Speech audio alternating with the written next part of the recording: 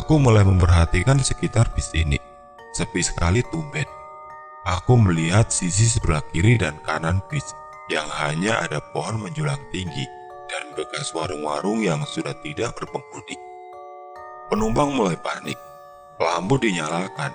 Bapak-bapak hampir memecahkan kaca darurat untuk keluar dari bis.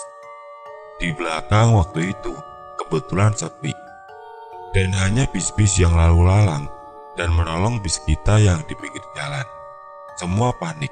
Aku masih memperhatikan di sekeliling bis ini. Benar, ada sesuatu yang janggal. Di sebelah kiri bis, di tengah-tengah belukar pohon alas roban, ada sesuatu yang sedang bermain di sana. 5 anak kecil dengan anggota tubuh yang gak utuh mulai melihat kita dengan seksama. Matanya ada yang bolong dan keluar banyak nanah di mata itu. Ada yang perutnya tidak utuh. Ada anak yang tangannya tinggal setengah dan yang lain. Dia senyum melihatku. Dia mulai tepuk tangan karena bis kita yang mulai mogok. Aku merinding dan takut. Tiba-tiba, 5 anak kecil itu mulai berlari menghampiri bis kita dengan senyum pucatnya.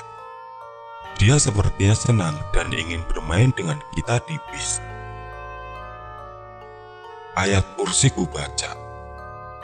Allah, Pak Supir, baca doa istighfar.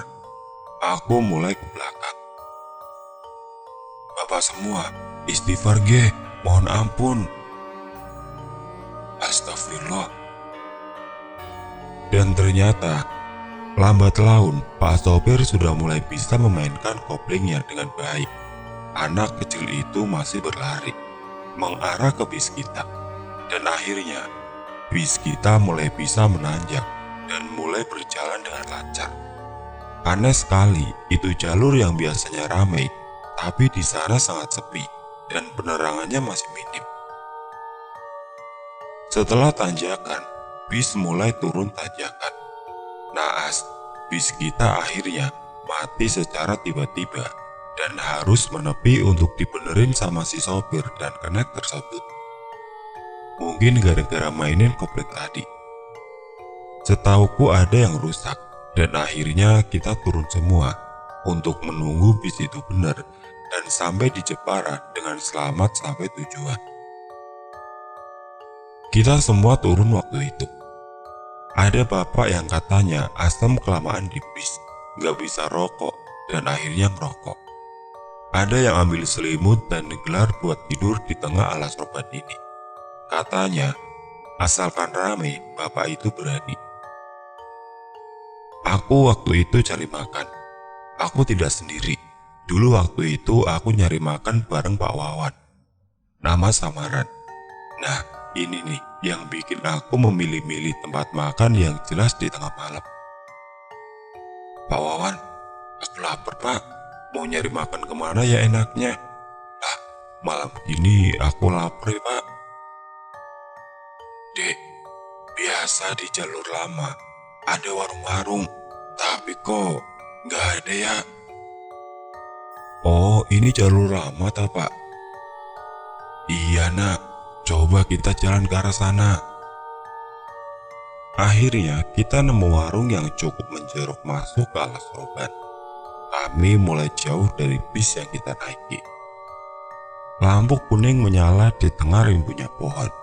Aku mulai menyipitkan mataku agar kelihatan lebih jelas. Aku mulai masuk ke warung itu bersama Pak Wawan. Assalamualaikum Bu, Pak, kula nuwun, mau makan? Lagi di belakang kali Pak, mungkin lagi masak. Warung makan Ramesan, begitu namanya. Di luar, warung nampak seperti warung biasa, sebagaimana lumrahnya warung. Tapi ketika begitu masuk, ada sesuatu yang janggal. Makanan tidak ada yang disuguhkan. Kerupuk maupun gorengan pun tidak nampak di meja makan warung. Akhirnya kita cek agak ke belakang. Siapa tahu ibu atau bapaknya lagi masak. Kita masuk ke dalam warung. Suara jangkrik mulai terdengar. Lampu kuning redup menyala di tengah kegelapan. Kita berdua masuk lebih dalam ke tempat dapur warung itu.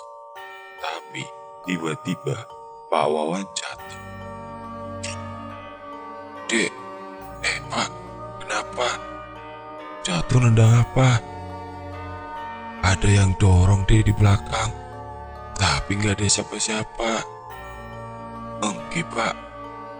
Ayo Pak, panggil ibu atau bapaknya di dapur. Lapar ini Pak. Kita mulai masuk ke dalam. Tirai kusingkap agar memudahkan jalan ke dapur. Pak Wawan mengikutiku dari belakang. Pas masuk ke dalam, ada suara piring yang sedang dicuci oleh seseorang. Nah Pak, ada yang cuci piring tuh. Ayo mesen, sedikit juga gak apa-apa. Yang penting keisi ini perut. Di dapur, ternyata ada sosok ibu yang sedang mencuci piring dan menghadap ke bawah terus-menerus. Bu, mesen makan Bu, makannya habis ya Bu. Ibu itu mulai mengangkat kepalanya dan berhenti mencuci piring. Pak, mending gak usah makan di sini deh, auranya gak enak. Dapurnya mulai usang. Sarang laba-laba banyak sekali menghiasi dinding pojok bagian dapurnya. Aku gak melihat sayur. Aku pun gak melihat kulkas ataupun kompor. Bu, ada makanan kan Bu? Ibu itu memandang lurus ke depan ke arah tembok. Apa yang dipikirkannya waktu itu? Bu, masih diam. Bu, kita tunggu di kursi ya Bu. Dia menunduk, lalu mengangguk sambil memainkan rambutnya yang panjang. Akhirnya kita duduk di kursi yang disediakan. Pak, mending kita lihat bis dulu, udah bener apa belum?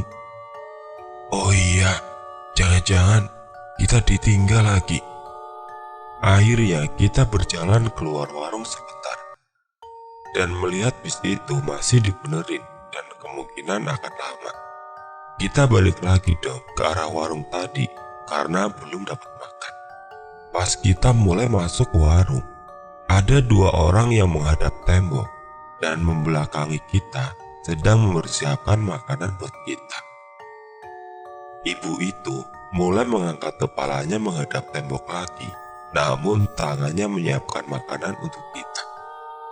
Di sampingnya ada seorang anak muda yang berperawakan tinggi besar, memakai sarung. Dia melihat piring di depannya yang sedang ia persiapkan. Tatapan mereka kosong. Cekrek. Pintu pertama tertutup. Aku mulai kaget, pintu tiba-tiba tertutup. Pintu kedua tertutup. Kita mulai panik, semua pintu tertutup dan terkunci. Alah, ini ada apa Dek? Ada apa ini? Pak, kita salah makan di warung manusia deh Pak. Suara garpu dan sendok dimainkan ibu yang membersihkan sendok tadi. Dia mulai berbalik badan. Tangannya lagi-lagi memainkan rambutnya dengan jari yang tidak utuh di tangannya. Anak muda itu mulai menggenggam tangannya dengan terkepal sangat keras. Pak Wawan mulai mendekati jendela warung untuk memecahkannya agar bisa keluar dari warung itu. Terlambat. Ibu itu mulai berbalik arah. Dengan tangannya yang menari, ia berbalik badan. Baju lusuhnya terlihat jelas dan badannya terlihat hancur di bagian perutnya. Suara tawa kecilnya mulai mengisi ruang warung tersebut. Lampu kuning redup mulai bergoyang. Rambut yang ia mainkan sangat panjang, dengan jari yang tidak utuh dan mata putihnya terlihat jelas setelah berbalik badan. Lidahnya sangat panjang hingga ke perut Senyum lebarnya sampai ke telinga. Allahu Akbar. Astagfirullah. Astagfirullah. Anak muda itu mulai berbalik badan. Sarung yang ia kenakan mulai lepas dan menunjukkan kaki berbulu yang sangat lebat dan hitam. Suara ibu itu yang kuanggap kuntilanak itu menjulur dan menjilat di depannya. Anak muda itu berbalik dan ternyata anak muda itu enggak mempunyai wajah, namun memiliki rambut yang panjang. Tangannya mulai menampakkan bulu-bulunya. Mata merah menyala, mulai melihat kita. Suara kaca dipecahkan oleh Pak Wawan untuk bisa keluar.